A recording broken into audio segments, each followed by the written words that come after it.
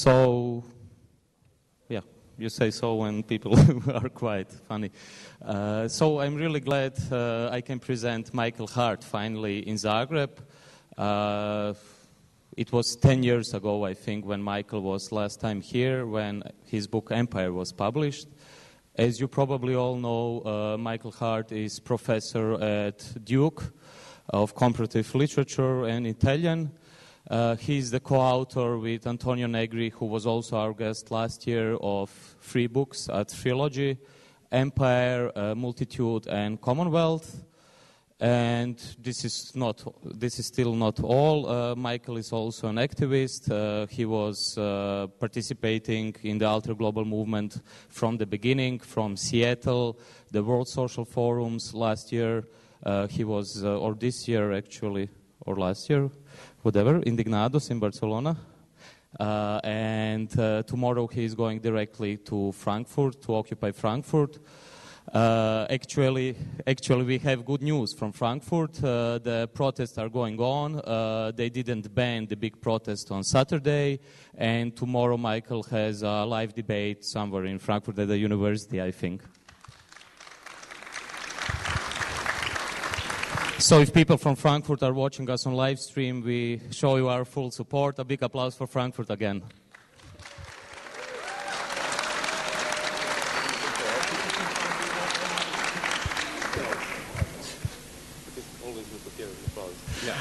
So I will leave the space to Michael now. After the lecture, we will have, as always, time for some democracy and for the questions from the audience. So Michael, take the floor. Thanks.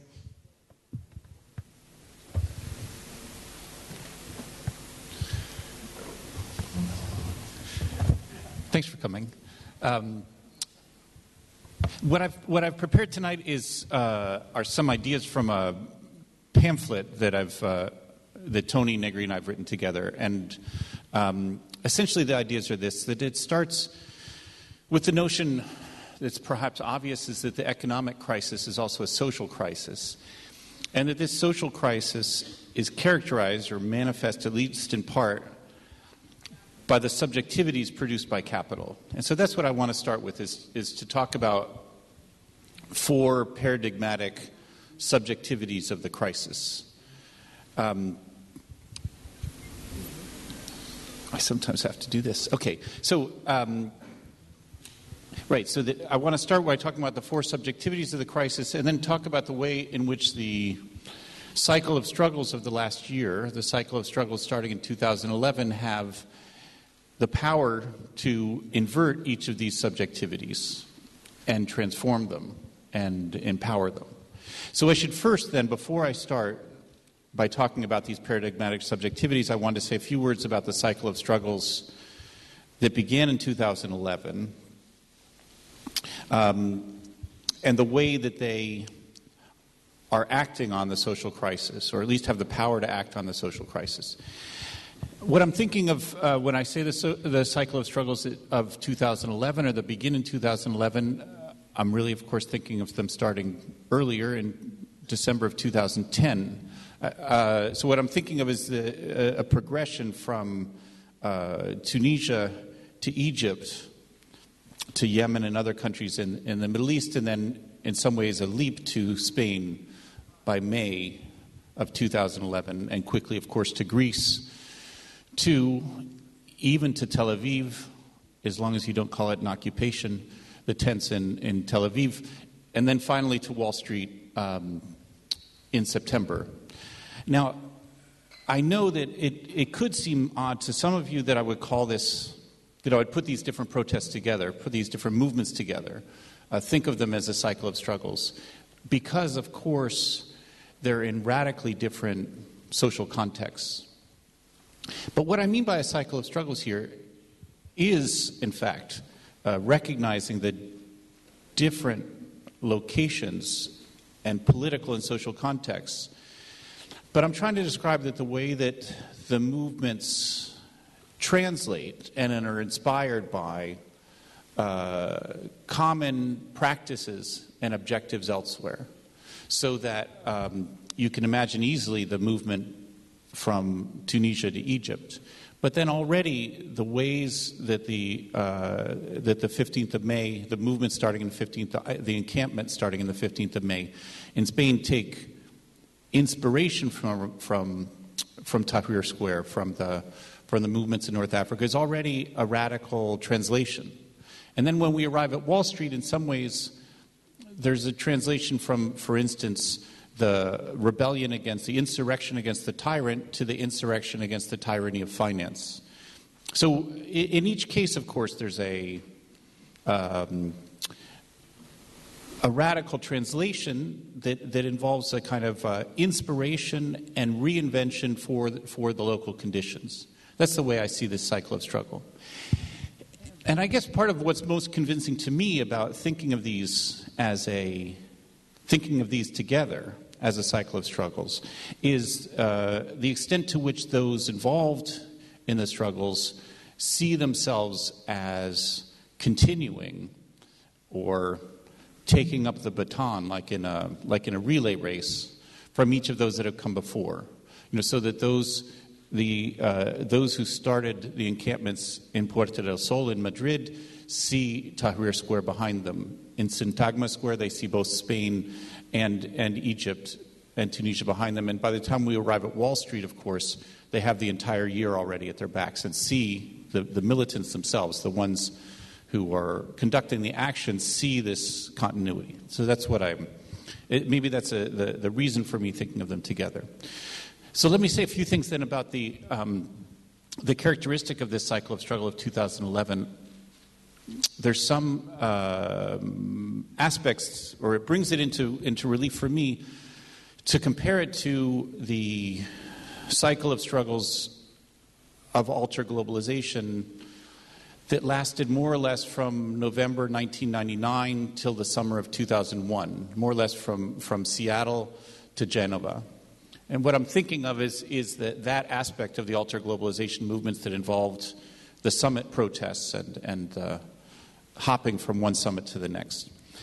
Now, the first thing that I think is that characterizes the cycle of struggle is 2011 that's similar to, and really has in some ways took up, at least in many of these instances, the experiences of the alter globalization movement, is what I would call their multitude form, but by which I mean simply the fact that they're experimenting with horizontal and democratic organization and decision making, while refusing leadership and centralized dictation. And that seems to me something that's similar in each of these encampments, and it was also, as I said, experimented with in the alter globalization movement. These are, of course, the kinds of things that the journalists and those outside the struggles have a great deal of difficulty understanding. Right, I was thinking in our discussion last night, I was remembering during the 18 days of the occupation of Tahrir Square in Egypt, every day in the U.S. in the newspapers, there was another hypothesis or proclamation of who the real leader in Egypt was. Like the journalists in the U.S. each had to go out each day and try to figure out who the leader is. And so one day it was El-Baradei, the Nobel physicist. Another day it was the Google executive. Each day they'd have someone who was the real leader. And what they couldn't understand is that in Tahrir Square there was no leader behind the scenes. There was no hidden leader in the square. There was no central committee even.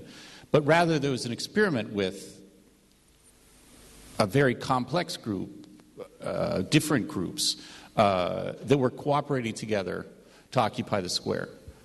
I would say, in fact, throughout the year, the practices we've seen are practices that are meant to try to work through, this is why I keep calling them experiments, work through a process of democratic decision-making. I mean, the General Assembly, which has been characteristic of many of these encampments, is exactly for that. It's a practice, imperfect, often awkward practice for an open inclusion of voices in a democratic decision-making process. In Spain, the different commissions that were also part of the encampments. In the U.S., they call them working groups. These were also different mechanisms for a kind of production of collective intelligence and collective decision-making. Okay, so that's the first characteristic that I think these encampments of 2011 share with the Alter Globalization movement, is their organizational form, or at least their experimentations with this organizational form. The second aspect seems to me quite different or contrasting of them, which is that whereas the Alter Globalization movements of 10 years ago were in some sense nomadic, that they moved from one summit to the next. They moved from Seattle and the WTO meetings to Quebec and the Free Trade of the Americas, and then to Washington to the IMF World Bank, and on to Geneva and the G8.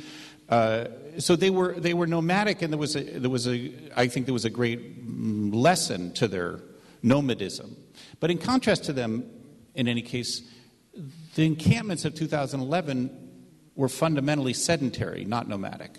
In fact, it's not only that they didn't move, they wouldn't move. That was part of the point of the encampments, is not to move, to refuse to move. Now, I think that one aspect of this sedentary nature of the encampments in 2011, which is different from the Alter Globalization movements, is their deep rootedness in the territory, in local questions. So that, like I was mentioning before, the practice in the encampments of the various commissions or working groups are all dedicated to specific local questions about those who can't pay the mortgages on their apartments, about student debt, about gender violence in the neighborhood, etc. So that part of that characteristic of this 2011 ones, and I think it's put and highlighted as a contrast to the Alter Globalization ones, is their sedentary rootedness, their anti-nomadism, let's put it that way. So the third characteristic I wanted to highlight, and this is again I'd say a contrast to the Alter Globalization movement, is that especially in the US, but not only the US, the primary concept in the Alter Globalization movement was justice. In fact, it was also often called the global justice movement. In contrast, I would say, or what's interested me most in the 2011 struggles, or which are continuing, of course, is that it's no longer justice that's the primary category, but rather democracy. And that's something that seems to be very significant, and I'll try to talk a little bit more about that later, what I see as the importance of the focus on democracy in these in the current cycle of struggles. Yeah, let's put it that way. Okay, so I did all that just simply to give a first idea of what I'm referring to in this cycle of struggles that begins in 2011, and some ideas of what its characteristics are. Okay, so the next task is that, as I said, I wanted to propose 4 paradigmatic subjectivities of the crisis. It seemed to me central and generalized. And the ones I'll talk about, I'll go through each in turn, but I'll give you the idea. The first is the indebted as a paradigmatic subject. The second is the mediatized. The third, the securitized, by which I mean the subject of the security regime. And the fourth, the represented, the subject of representation. So let me start with the first one about the indebted. I think it's pretty obvious that the condition of debt is becoming generalized throughout the world, certainly different ways in different societies, certainly within Europe and the US, it's now become common that almost to do anything in life, you need to go into debt. If you're going to go to university, you have to go into debt. If you need health care, you need to go into debt. If you want to travel, you have to go into debt. Almost all practices of life require debt. In the U.S., in fact, the U.S. is perhaps leader in student debt. Now, students who graduate from university in the United States, 95% of students who graduate owe loans for their university, which is really extraordinary. So it's what I would say, it's when I say that now the indebted has become a paradigmatic subjectivity, is that in order to live, you have to be in debt. Well, in fact, a good motto for this, or maybe one aspect of it, that that I heard first from Christian Marazzi, who will speak tomorrow, is that in some ways we've passed from welfare society to a debt-fare society. In other words, all the things that we got from welfare, housing, education, health, etc., all those things are now done by private debt. You need to go in debt to get housing. You need to go in debt to get university. You need to go in debt for all these things. So you can see, I would think it's an obvious starting point that debt is becoming a generalized condition. Now, there's some ways in which debt becoming the primary subjectivity, is clarifying in the sense that it emphasizes and brings to light social hierarchy, that as indebted you are subordinated. You know, in terms of, what do you call it, an economic mythology, I think it has a clarifying effect. For instance, when one thinks about the exploited, the economics books at least will tell you that the exploited always exists in a relationship of exchange, which has a formal equality. You know, so this, I'm sure you remember from, or I imagine you could remember from Marx in Volume 1 of Capital, and he's just repeating this from the classical political economists, that the exploited is imagined as a commodity holder in the market, just like the capitalist. The worker comes to the market with his or her labor power, the capitalist comes to market with money, and they make a fair and equal exchange. And so in some sense, that society of exchange, that imagination of us being subjects of exchange, mystifies the inequality in the relationship. In contrast, the relationship of debt immediately reveals inequality. In some ways, it mystifies our productivity, because we are thought of as indebted, and in fact as consumers rather than producers, is the primary designation, identity of the indebted. But it reveals the hierarchy. So I would say, in some ways simple to the point of ridiculous slogan of Occupy Wall Street about the 99% and the 1%, that passed so quickly because already has become, in recent years, immediately evident to everyone, that relationship of inequality, that it exists as a relationship between debtor and creditor. Right, in some sense, this notion I just mentioned is there's several excellent books about debt that have come out in the last year. One of them by David Graeber, a U.S. Author, a book called Debt, The First 5,000 Years, and he works through this idea about exchange. I should also say that debt creates bonds. In fact, it's interesting in English that all these different words have both financial and social components. But debt creates bonds between us, but of course bonds of servitude. In some ways, we're returning to elements of servitude that are characteristic of primitive accumulation, as Marx conceived it. So, like, remember I'm sorry if I keep saying remember like you've all read Marx, but I assume a certain number of you have. Okay. So anyway, when Marx is talking about primitive accumulation, one of the things he celebrates, in his usual irony, about the advent of capital, about the creation of the proletariat, is that the proletariat is free. It's free in two ways. Free from the bonds of servitude and slavery. So it's free in that sense, is that it's not the worker is not owned, but also free in a second sense, in the sense that it has nothing of its own, that the proletarian has nothing but his or her labor power. And so Marx jokingly calls this bird free, that it's free in both of these senses. Now, it seems to me that we're returning in sense, we still are free in the sense that we have nothing but our labor power, but that this first condition is no longer true or lesser true, that we're entering into generalized relationships of servitude. That's what I would say that debt functions. And yeah, I should mention about debt, it's not like the kinds of debt I was mentioning, the kinds of debt that you take out for your house, for your education, for your car. It's not like you go through a certain period of life, like I'll go into debt and then 10 years later I'll be free from debt. No, what's the generalized condition is that we will be perpetually in debt. We will never exit from debt. We will always be paying our debts. And I think that's becoming ever more the generalized condition, and that's why it's in that sense that I'm thinking of this as a return of relationships of servitude. One last thing I want to say about debt is that debt is also a moral power. When you think, for instance, about Nietzsche writing in The Genealogy of Morals and the foundation of society on debt, we each bear responsibility for our debt. In fact, even though it's probably only in German, or German's the only language I know of in which debt and guilt overlap linguistically, but I think conceptually, debt always comes with a guilt. Debt is always a moral power. But it's more than that, too. It's not just a moral power, it's also a work ethic. I mean, insofar as you are indebted, you have to work.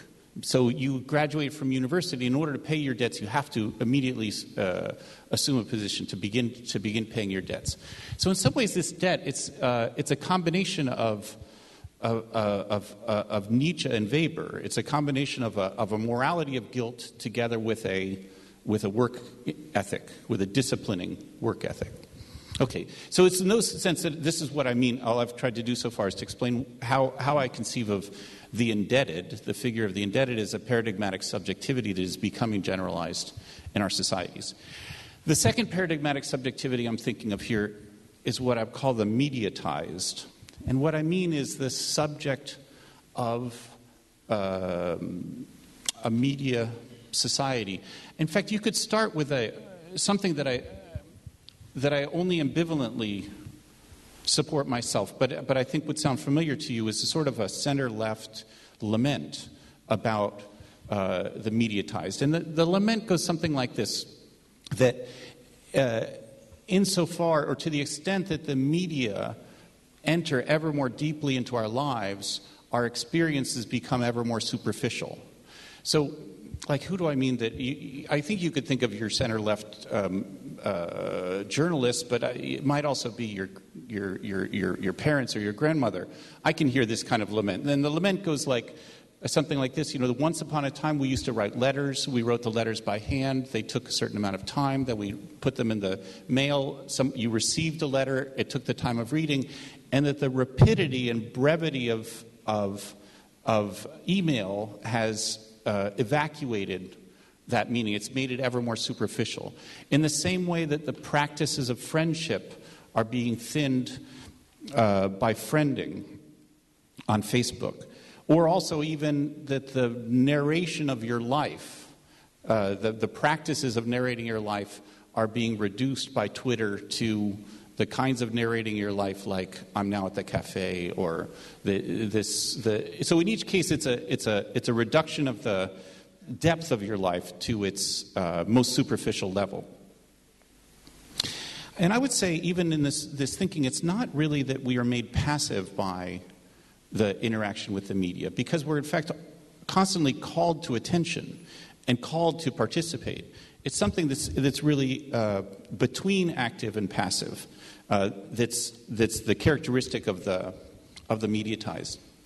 But what interests me more in this, more than that, the lament of the superficiality of the mediatized society, is the question of liberation. Now, I think and maybe it should be clear that the issue of liberation today is not about access to information or to access to the possibility of expression. Right? Let me at least summarize. I probably shouldn't read a passage from Gilles Deleuze about this, where Deleuze says, this is already 15 years ago, Deleuze said that the problem is no longer getting people to express themselves. Repressive forces force people to express themselves. Sometimes we need the right to say nothing, to be silent, in order to have a meaningful idea. This is what Deleuze said. Now, I don't think that's exactly right. I mean, the part about silence. But I do think the first part is right, that it's no longer, the question of liberation is no longer posed as a matter of greater information and greater possibilities of expression. In fact, what Deleuze was thinking of here, I think, resonates for him with a paradox that's common in at least a certain line of political thinking, from de la Boétie to Spinoza, who say sometimes people struggle for their servitude as if it were their liberation. Like that's what our engagement with media today sometimes seems like, the people struggling for their servitude as if it were their liberation. I think what has to be questioned here is really what the qualities of communication are, and to differentiate among forms of communication. Let me just give you one example that, at least for me, is helpful. And it's another Marx example. I'm sorry that I'm just doing all Marx today. You have patience with me.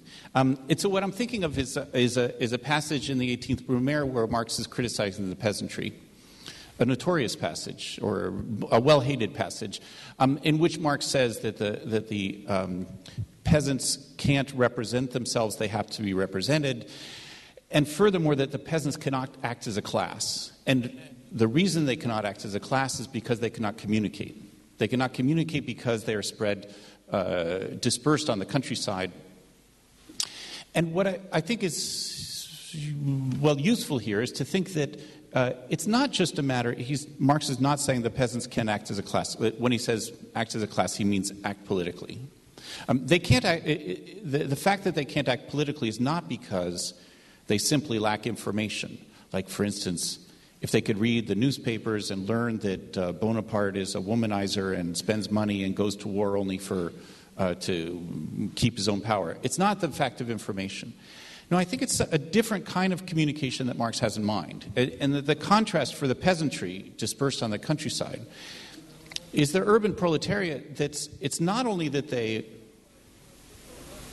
can communicate in the factory, that they communicate around the machines, it's really the force of being together.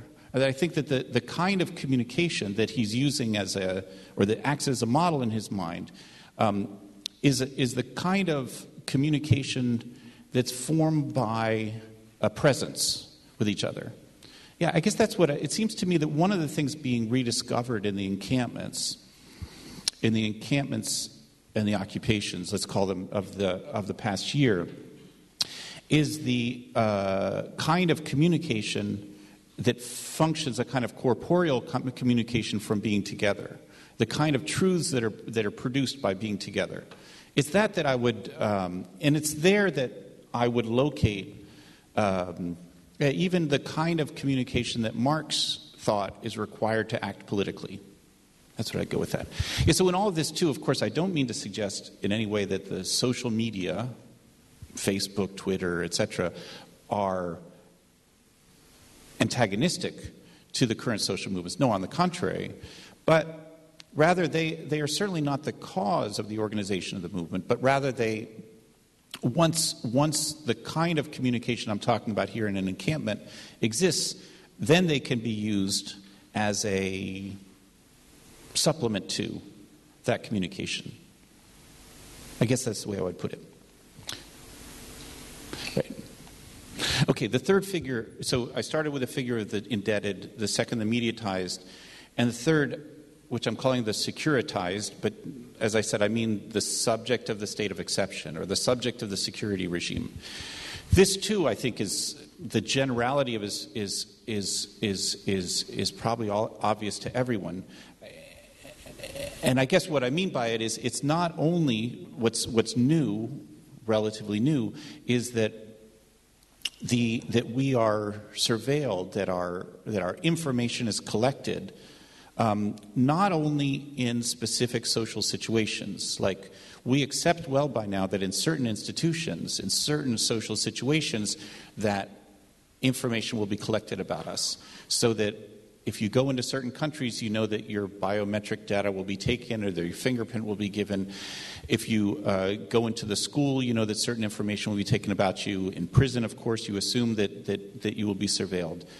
But rather, what's new, I think, is the extent to which that surveillance and that amount of information collected about us also takes place outside of specific institutional contexts. So that in many countries, there are security cameras in Britain, even on the street. In the United States, for instance, every classroom in the university has security camera. Much of your life, even outside of the institutions, is recorded. But then also think about all of the data from your credit card usage, all of the web pages you visit. In all these ways, your ever more portion of your life is being registered and surveilled. I would say that another new aspect of it, or what seems to me new, is that we're not only the object of the security regime, we're constantly asked to be the subject of it also. In other words, that to be vigilant about the way that the person sitting next to you on the plane is acting strangely, or the person who's driving down your street looks suspicious. In some ways, it seems to me that there are two dramatis personae. There are two figures in the security regime. There's the inmate, the one who's surveilled, and the watch guard who does the watching. And you're constantly called to be both at once. You're both the one who's surveilled and the one who's doing the surveillance.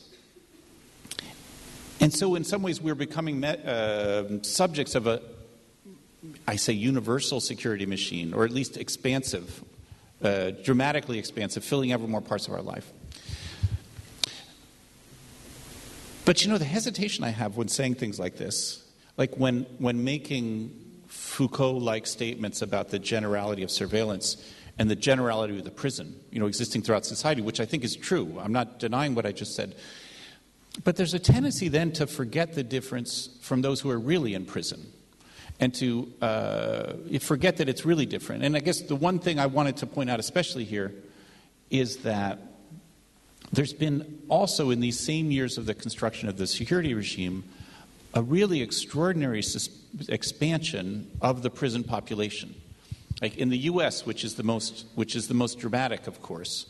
In the U.S., since the early 1970s, there's been a 5 times expansion of the prison population. Like there are 5 times as many inmates in the U.S. now as there were in 1970. And moreover, it's been a highly racialized increase, which brings with it any number of scandalous statistics. I mean, if that weren't scandalous enough that there's a 5 times increase of the number of inmates, but for instance, there are a black person is 6 times as likely to be in prison as a white person, a Latino person also, so that there are more African Americans in prison today than there were on plantations in 1850. I mean, in some sense, there's a great deal of talk, and it seems justified to me, of the understanding of a new plantation system, a new racial divide that acts through the prison system. Okay, so this is what I'm trying to say is this is happening at the same time as the construction of the security regime. But there's another thing I wanted to be hesitant about, which is this. Because I could imagine that some of you could feel a little comfort from, what should we call it, an instinctual anti-Americanism. Like, oh, here we're hearing the U.S. is bad again.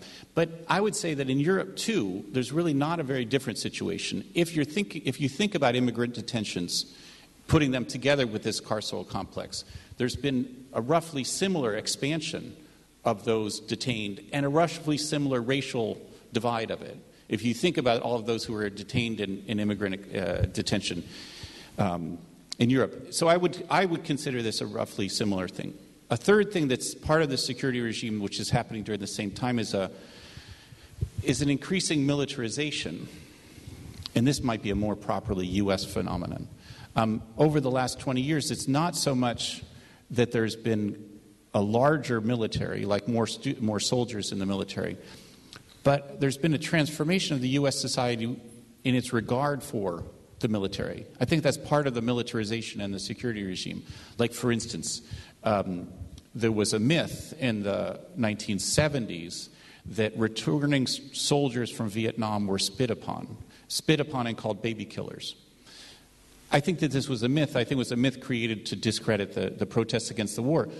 But, it's a pretty good idea. Why don't people spit on soldiers anymore? But instead, what they do instead, this is the common in the U.S. now, is to constantly honor the soldiers, have them enter commercial aircraft first, have people clap for them in public, thank them for their service, etc. So that there's been a transformation. This is part of, I think, the militarization of the society. So all of this going together, this is what I'm thinking of as us as subjects of the security regime, the securitized, in a society that is both generalized incarceration, both in the real prisons and in the surveillance in society in general, and also a generalized militarization.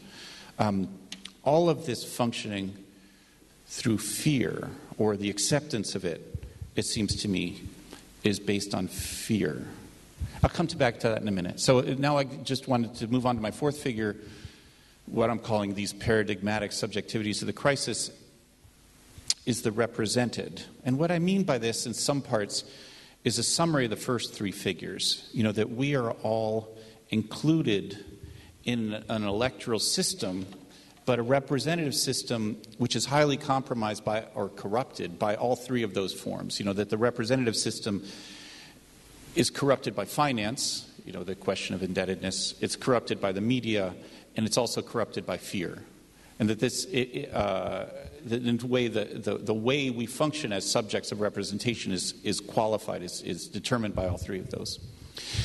But we should also regard, with regard to representation, that the traditional structures of representation outside of the electoral system are all collapsing and disappearing. All forms of social representation, for instance, social representation and participation through labor unions, through political parties, through other institutions of civil society, all of these mechanisms are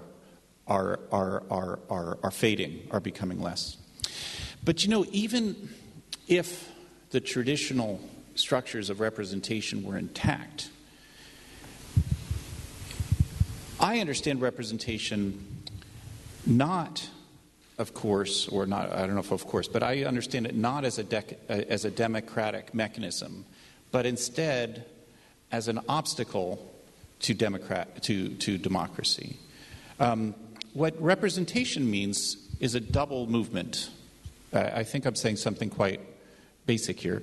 Representation is both a mechanism to link the represented to the representatives, but also to separate them from it. This is the kind of thing that's very clear in the structures, in the construction of the U.S. Constitution, the Federalist Papers, the discussions that promoting the Constitution before its signature in the U.S. Propose representation in exactly these terms as a way to avoid the democratic participation of the population, so that even representation in its ideation, in its first thought, is a mechanism of separation, and that we as subjects of representation are separated in that sense. I should also add, though, that of course, regardless of the effectiveness of the functioning of representation at the national level, all of the emerging structures of a global governance system either have no concern for representation or only imagine representation at the most distant level, such that, for instance, the representatives, the governing structure of the IMF, for instance, of course, is related to the different nation states, of course, and by the formula of percentage of votes by contributions to the fund. But this is the most weak and secondary or tertiary notion of representation one could imagine. Okay, so this is what I'm thinking is that just as the indebted and our indebtedness mystifies our productivity, mediatization mystifies our intelligence, our communication, the security regime mystifies our power, and this representation mystifies our capacity for political action. That's what I mean. And in some sense, all these subjectivities are both impoverishing and individualizing. That you are individual in your debt, like that you are individually responsible for your debt. You're individual in confronting your screen of the media. You're individual in your house or prison of the security regime, and you're individualized in representation. So all of that so far as what I'm proposing, yes, as these four subjectivities of the crisis. It's in this framework that I see some of the most important action of the struggles of the last year. Because as I mentioned at the outbreak, at the outset, at the beginning, the way I see it is that the struggles are acting on each of these subjectivities and in some sense inverting them, transforming the individualizing nature of them into a collective struggle, but also in rebelling against these subjectivities, creating figures of power that are inverting them. So let me try in each of these cases to give you an idea of that before moving to the end. Okay, so the first one in terms of debt. Of course, the moment of refusal is the first moment of beginning. The slogan that I first heard in the student movement in Italy in 2008, we won't pay your debt, which seems to me the appropriate one. Also, student struggles against rate hikes at university, the struggles against evictions, etc. These are all both a refusal to pay the debt, but also a refusal of the subjectivity of debt. I guess one thing that seems key to me here is the notion of the kinds of bonds, the kinds of social bonds that are created by debt.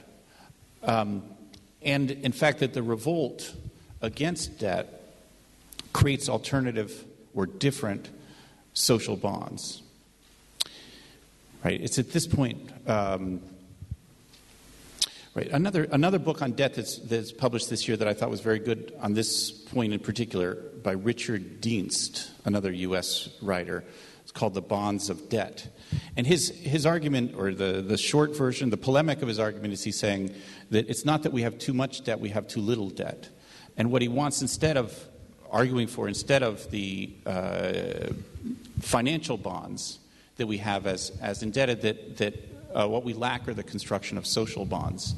And that's what it seems to me is produced too by the rebellions. Yeah, let me go on with that. It would be another avenue to explore here is the extent to which in the context of contemporary biopolitical production that cooperation and social bonds are becoming part of the means of production and provide in some sense a resource for the rebellion against that the state of indebtedness and the kind of bonds it forms. Okay, the second one would be then about communication and truth, the revolt against the mediatized subjectivity. Here, too, I would say that the reversal and the refusal to not be absorbed into the media, not to rely on its information, the struggles, it seems to me, are not just a matter of information. It's not the fact that if people knew more, even if people knew the truth, that they would not only revolt against power but construct another society. I mean, so it seems to me that people could, if everyone reads all of the WikiLeaks and all of Noam Chomsky's books, it's not just the matter of that kind of information, but rather a different construction of truth and of communication. That, like I was saying before, it seems to me that the real communication requires an encampment. The university occupations, I think, all discover this same kind of truth. In some ways, the Zapatistas and the construction of communities in Chiapas might be thought here too as a kind of armed encampment, and that they together in the communities produce that same kind of truth. Yeah, what's key here, it seems to me, is the production of political affects and collective intelligence through the being together, the kind of common language that's constructed in the encampments. Okay, the third one then would be about refusing the security regime. Here, it's a matter of flight. I mean, that's what would be the first kind of refusal. Flight, desertion, the fugitive, even the notion of becoming invisible, refusing to be seen. This would be the obvious and I guess first response to the security regime. And that is also true. I would put together with that the fights against the real prison and against militarism. In the U.S., there's quite a developed movement about the abolition of the prison, or a new abolitionism, putting together the racial and carceral components to this. But what's key to all this, I would say, is the notion or the possibilities of putting an end to fear. This is one of the aspects of the scenes of the movements of last year that I found most intriguing, and I guess I still don't understand. Do you remember that during one of the days of the occupation of the encampment in Tahrir Square, during one of the days there was a invasion of the square by the thugs of the regime that came through on horses and on camels and beat people. But what seemed extraordinary to me was that the next day the slogan was, "We no longer fear the regime." Like, we have no more fear. And I thought that's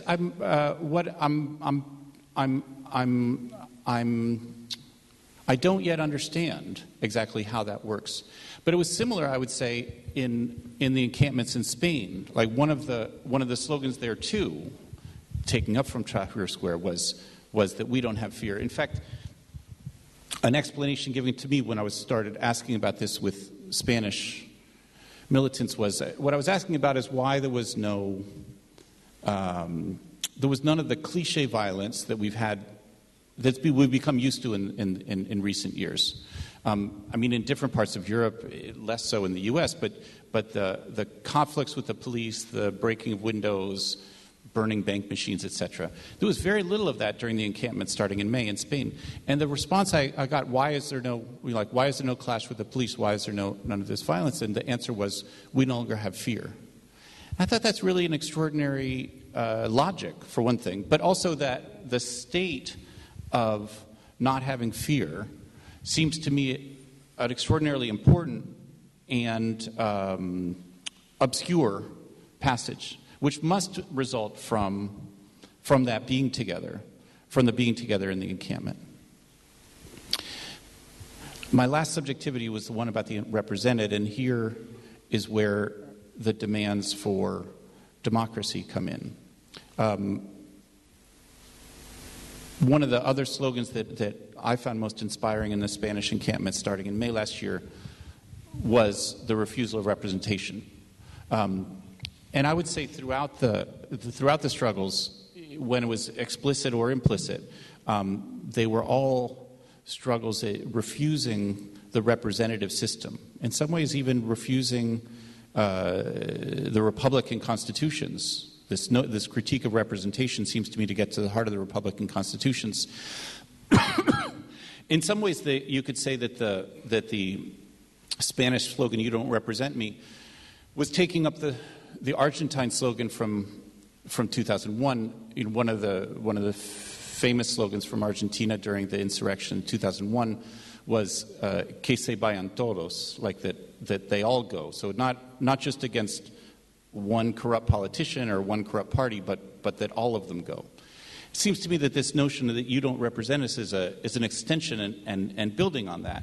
And what goes, of course, with the critique of representation is the demand for democracy. I would say this probably develops throughout 2011, starting from the North African revolts and their insistence on democracy. And it's difficult to determine, and I'd be interested in discussing what the content of that demand for democracy is. But in any case, in May in Spain, when the encampment begins, with the slogan calling for a real democracy, democracia real ya. There's two things I find interesting about that. One is that, in many of the encampments of last year, there was a high percentage of people who were not experienced activists. A lot of people who are new to politics. In fact, one of the really wonderful things about the encampments of the whole cycle of struggles was a very large politicization of populations, not only young people, also old people that had not been involved in politics for a long time. But, and it seems to me that this slogan, Democracia Real Ya, also comes in part because of that. that here's what I mean, that the experienced activists on the radical left, like many others on the left, have for a long time, at least in my view, had a suspicion of the term and concept of democracy.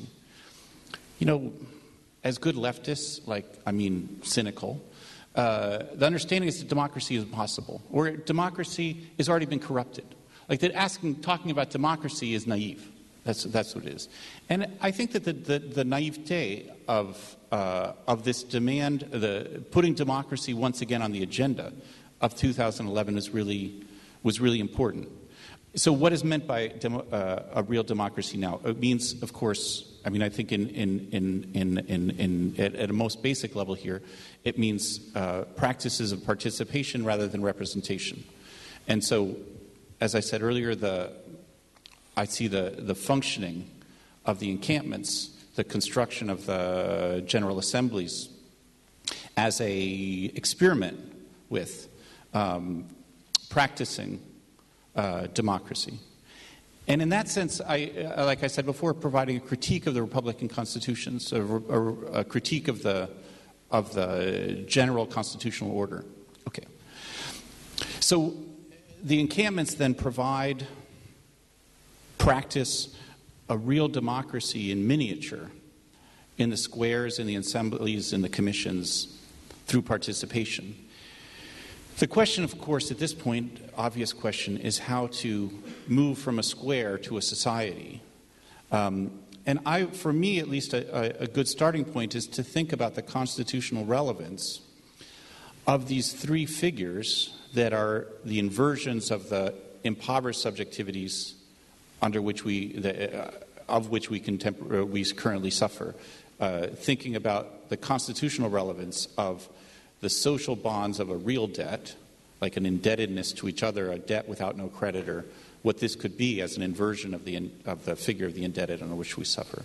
About the constitutional relevance of a collective intelligence that would be a real communication in contrast to the mediatized absorption, I guess, of the current subjectivities. And third would be about a being together without fear. In this sense, a real security that would invert the security regime under which we live. So here's one. It's almost in closing, really. One historical analogy that's useful for me in thinking about this, and useful for me in thinking about moving forward. I guess what I'm asking for here is a constituent moment. And I'm thinking, here's the historical analogy, which has all kinds of problems too. I'm thinking about the U.S. process between the 1870s and 1880s, essentially from the Declaration of Independence to the Constitution. It seems to me that we're in the moment of the Declaration. The Declaration of Independence is essentially a document of struggle. So it starts out and it says we hold these truths to be self-evident. And the truths they mentioned, that Jefferson writes about, that all are created equal, that we have certain inalienable rights. And it seems to me that we too are in the moment, or part of the result, the continuing result of the current cycle of struggles is to create new truths that we're holding self-evident, to create new inalienable rights. You see, already with the U.S. Constitution or the U.S. state independence document, I don't see this as an expression of some Enlightenment universal truths. No, these are truths that are created in struggle. That's how I read, and that's, I think, the most productive or optimistic. Optimistic, I hate that term. But in other words, forward-looking way of reading the struggles of 2011 is to ask, what are the truths that they are making self-evident, and what are the rights that they are making inalienable? The right to the common, the right to equality, the right to participation in politics. These are becoming, it seems to me, inevitable truths.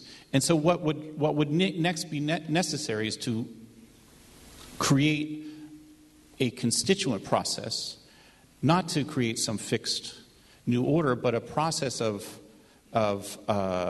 constituting a democratic possibility or democratic practices that that consolidate these truths.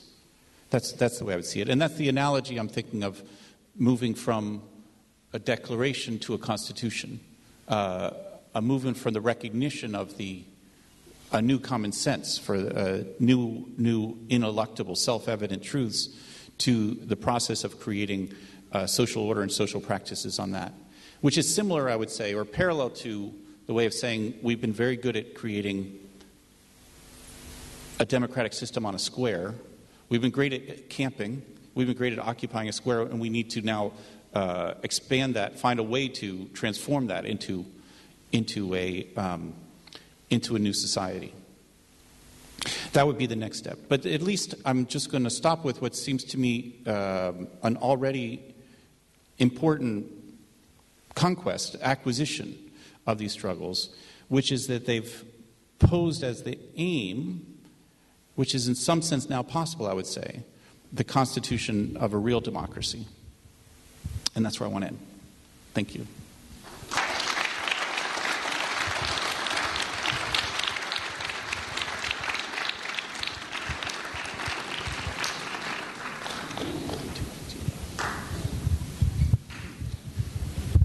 I could talk. You don't have to come here. Okay, you can come here. I like to leave you do. Okay. I like to have you. No, just take it. Okay. Okay, now I'm here. So we have time, as always, for questions from the audience. You just raise the hand, and then we will pass the mic. Here is the first question in the first row. Thank you. Thank you very much for the presentation. Yeah, it's good. Okay. I would like to ask you to elaborate a bit more how you think the relationship of this wave of mobilization with the social media, and like Twitter and Facebook, because as far as I understood that you presented as supplementary and not central, I'm not convinced about it.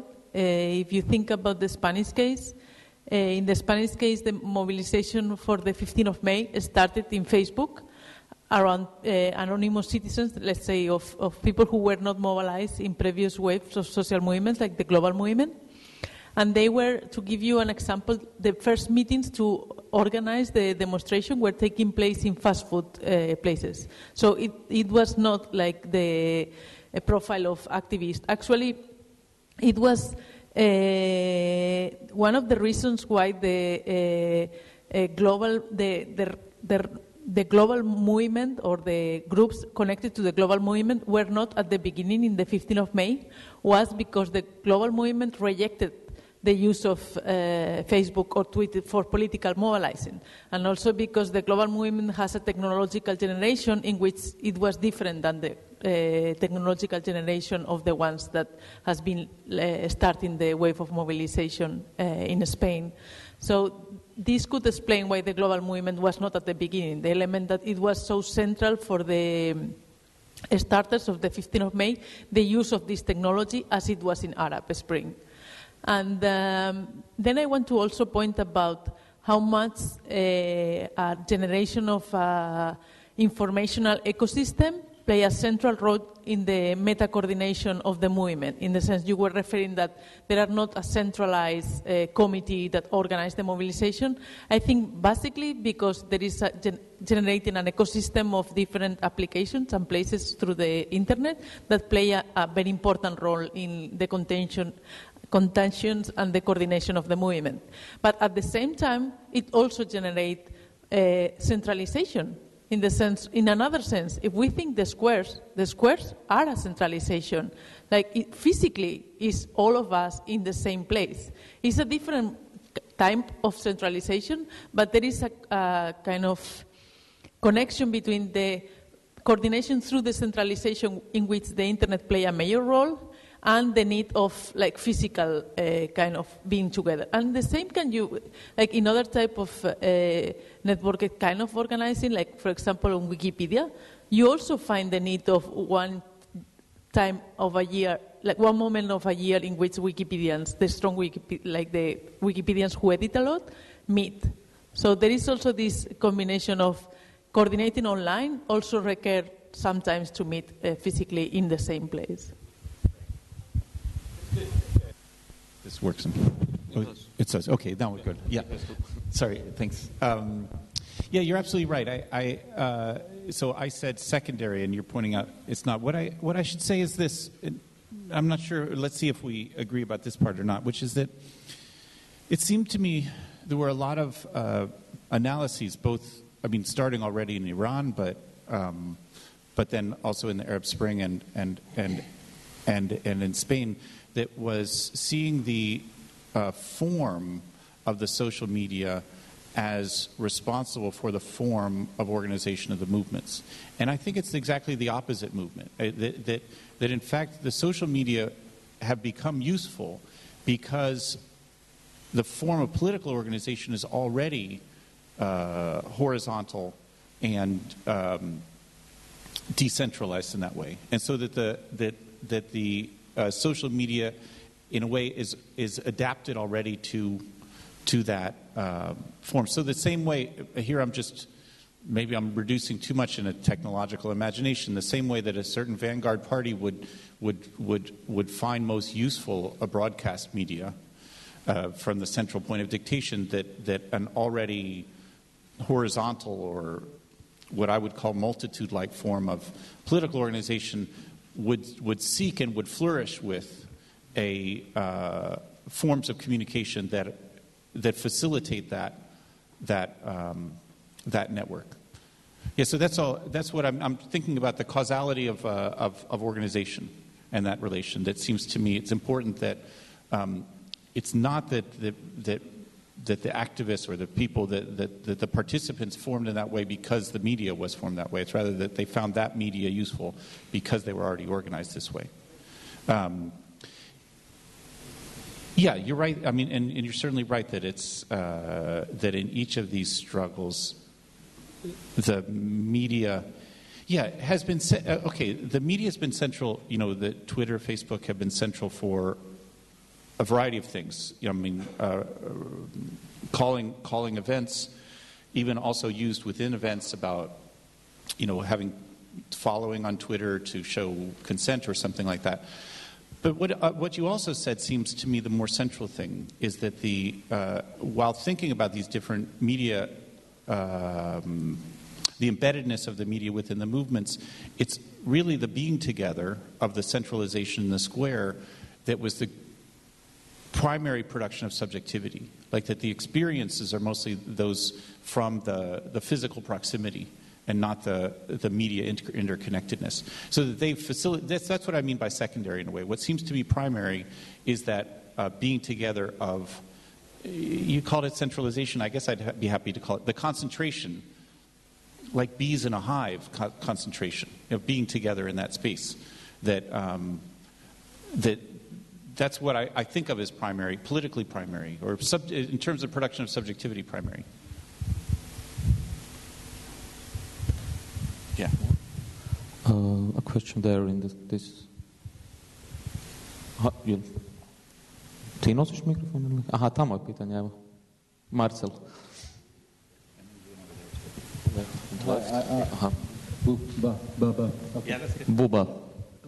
So I'll just follow up on this. So yes, I think that it's not that important. Is it technology? Was it the central point in starting something? Because technology, especially like digital network software tools, are usually coming after the need. So they go for the need of the people and then people accept. There is no technology which is useful if there is no need before, because technology usually doesn't make a need, but it just like answer to the need.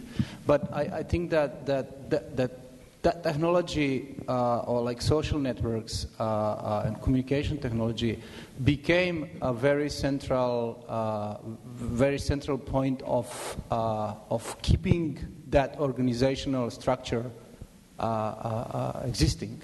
So my question is like, should we wait for another need and then for another technology to be an answer for that need?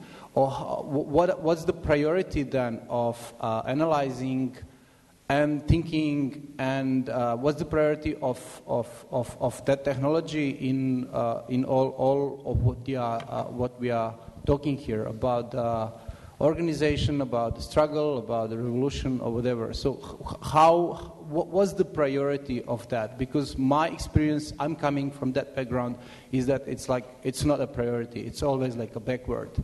So I think that maybe if we see that it became a central point, maybe it just comes up as a priority for thinking together the organizational structures and the technology at the same time, because these technologies are also pretty much developed from the not from the industry which was thinking in a central structures which was serving the needs of the government or whatever, but most of these software tools are coming with certain like ideas, fantasies, which comes many times from the libertarian positions and other like. So it's not like an industry just goes for the making profit after they realize what was the need of the market. So main question is like the priority of thinking the technology for the future steps when we realize that it is a central point of the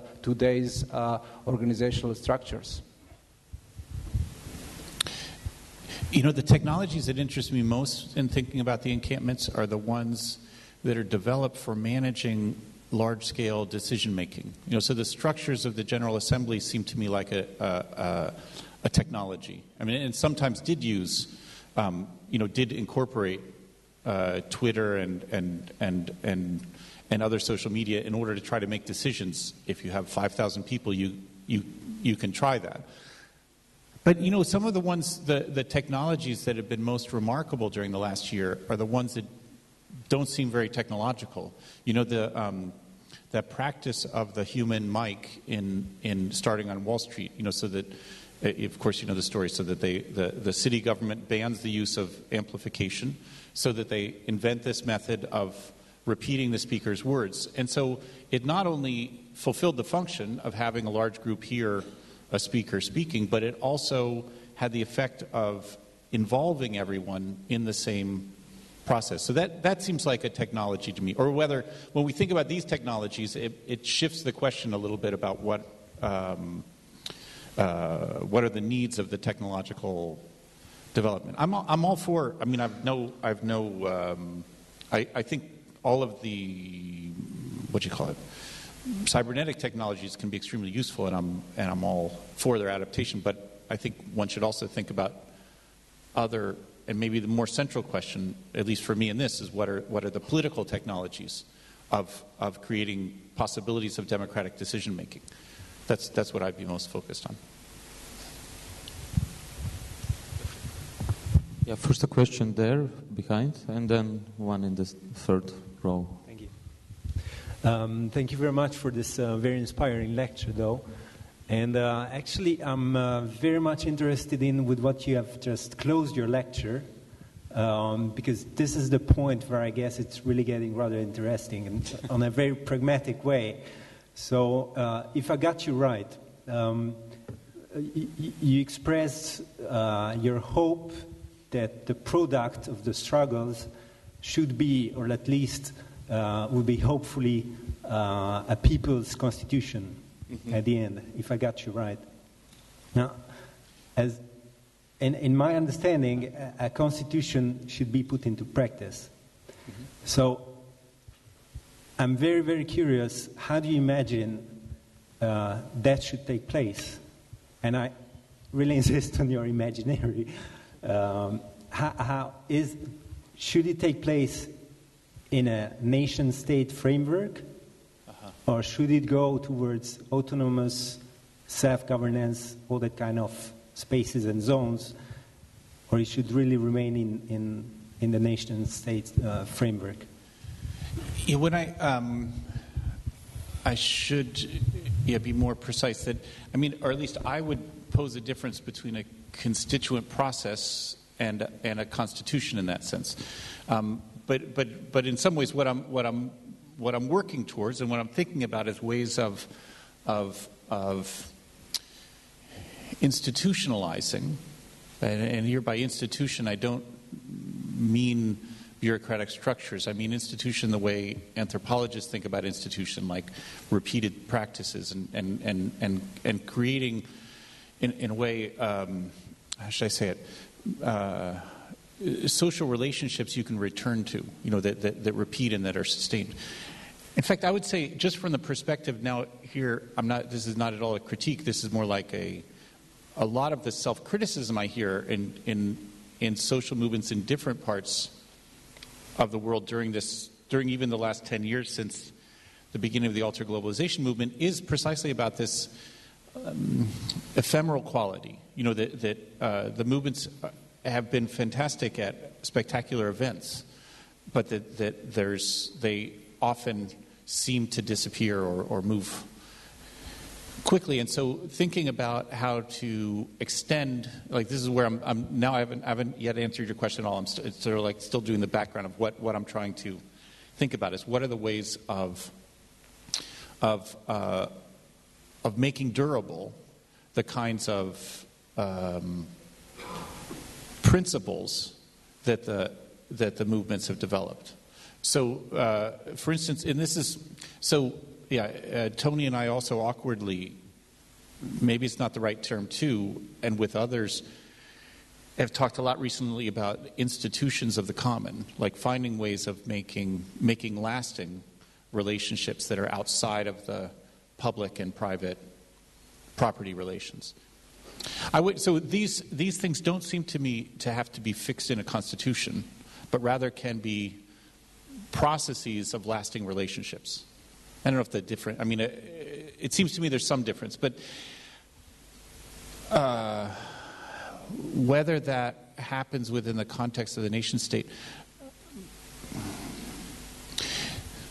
I think this is the way I would first answer such a thing. I'm not sure which is that.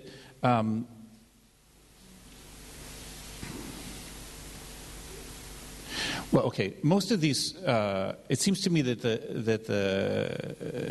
public rule, the force of nation states is at the moment undeniable element of the terrain, which sometimes can be positive and sometimes can be negative.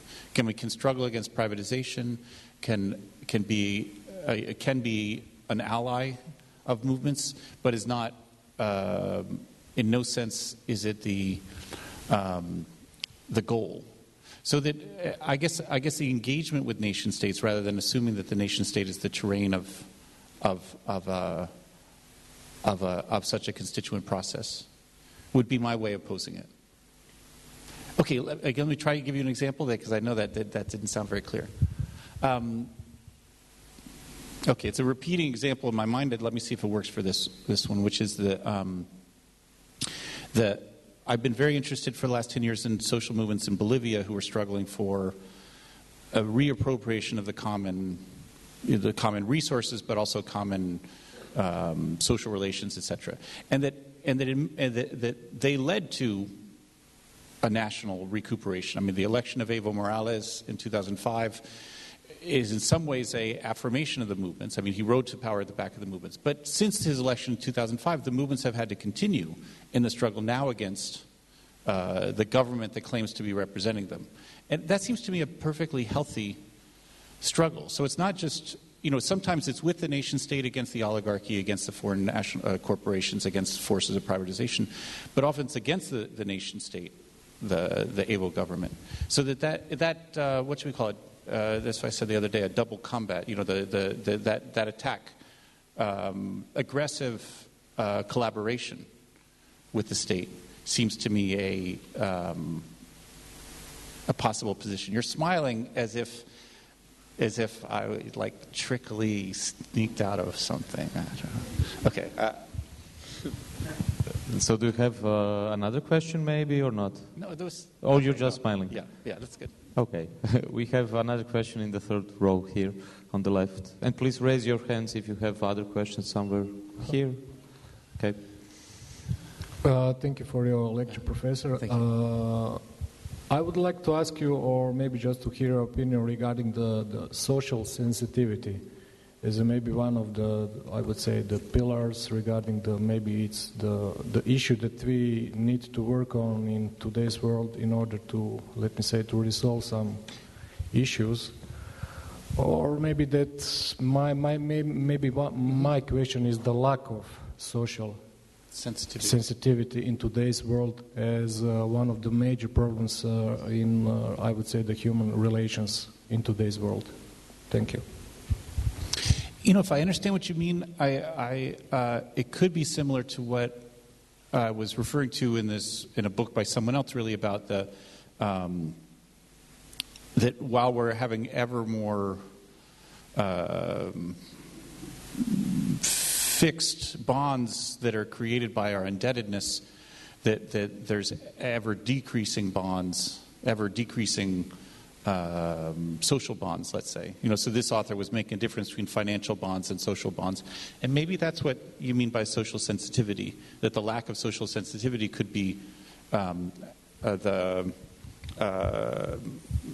it sounds a little too slogan-like when I say it, or thin to say, you know, this shift from financial bonds to social bonds. But I do think that these various series of refusals that are at the basis of contemporary movements and revolts, these series of refusals all have to be accompanied by the creation of alternative bonds. You know, so that the refusal of our indebtedness doesn't mean that we need to then free ourselves to be isolated individuals, but rather have to construct alternative relationships of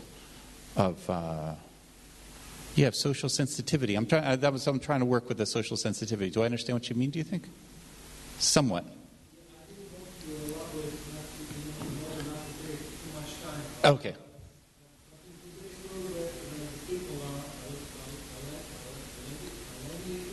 Alienated, uh-huh.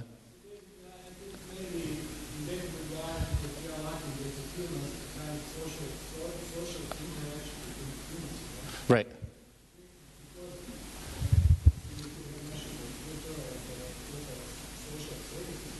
Yeah.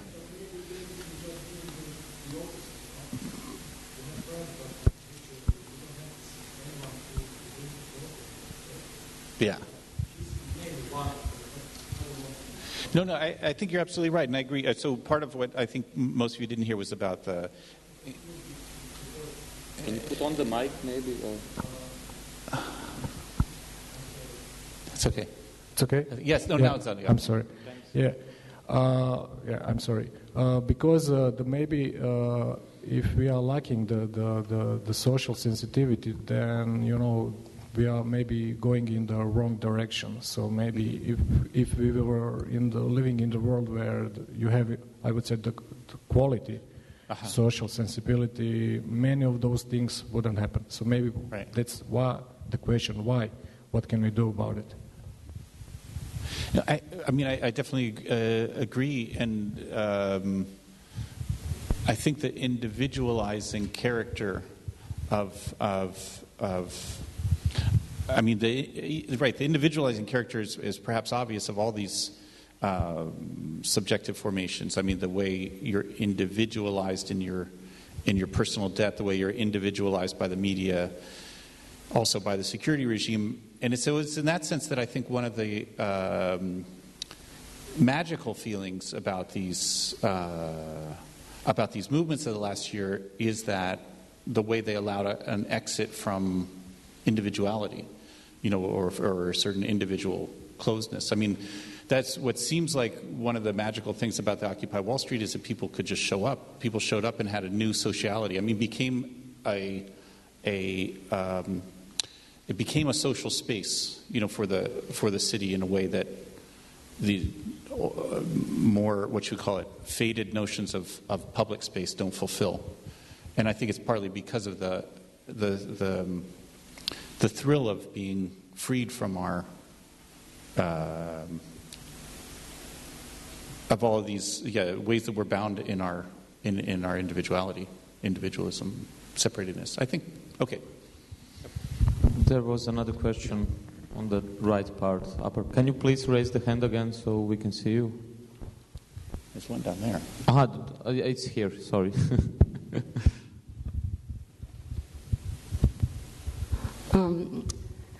I was wondering about your dichotomy of using social media in Chiapas' case and Facebook. Okay, it's rather interesting, but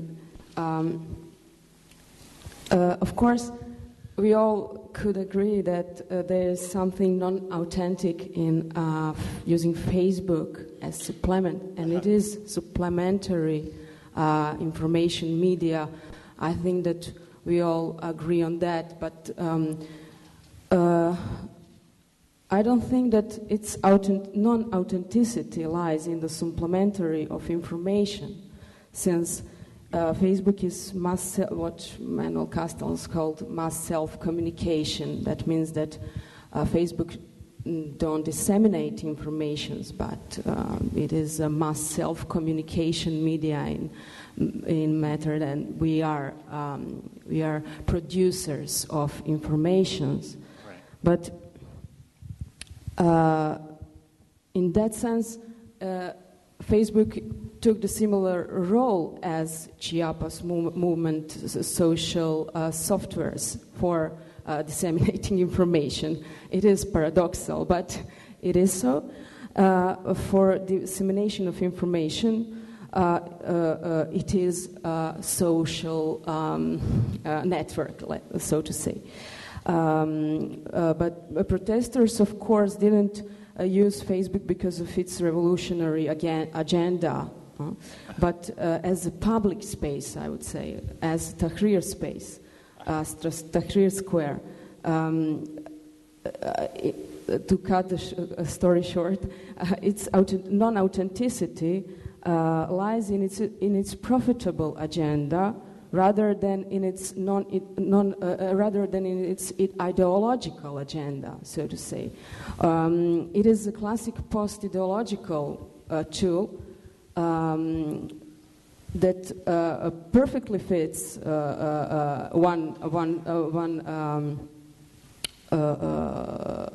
one case of censorship that you could maybe remember of that central Facebook group in the Egypt protest movement, which were censorship not because of its non-Mubarak agenda, but because their users were using pseudonyms rather than their real names. So it is they were not playing within Facebook rules, and those rules are profitable rules of the profit.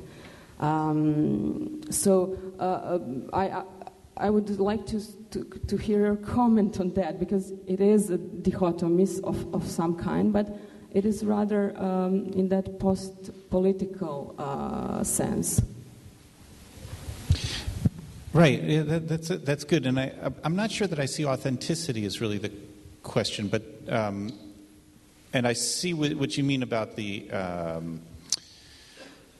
Right, you were posing the media as so post-ideological. I mean, what interested me about the Chiapas, about the EZLN, about the Zapatistas, is they were one of the striking things about them, especially at the beginning, was that they were in the jungle, but that they were sending these electronic communiques throughout the world. They were a high-tech jungle, guerrilla force. But I would say what was striking me thinking about is that the more important communication than their internet connectedness was the kind of communication they constructed within the Zapatista communities through the institutions of the communities themselves. And I guess I authentic, maybe I'm just struggling with the authentic word, but it seems to me in each of these cases, it's it's also necessary, and I guess I would say primary. I guess I'm coming back to the same problem I started with. It does seem primary, the kind of communication of a corporeal presence, the being together in Chiapas, in Wall Street, in Tahrir Square, that is the transformative aspect then I come back to the same thing, calling it supplemental again. I'm struggling with the same term, but it's that communication that interests me most. I'm in no way antagonistic to or against using all of the social media. It just seems to me that what's been central in these struggles has been instead a different communication that functions through the presence. And then okay. That didn't really respond to your point, but I see your point. Okay, you're saying, well, partly. So if there is another question, we can take one. If not, there is. Okay, let it be the last one in the second row here.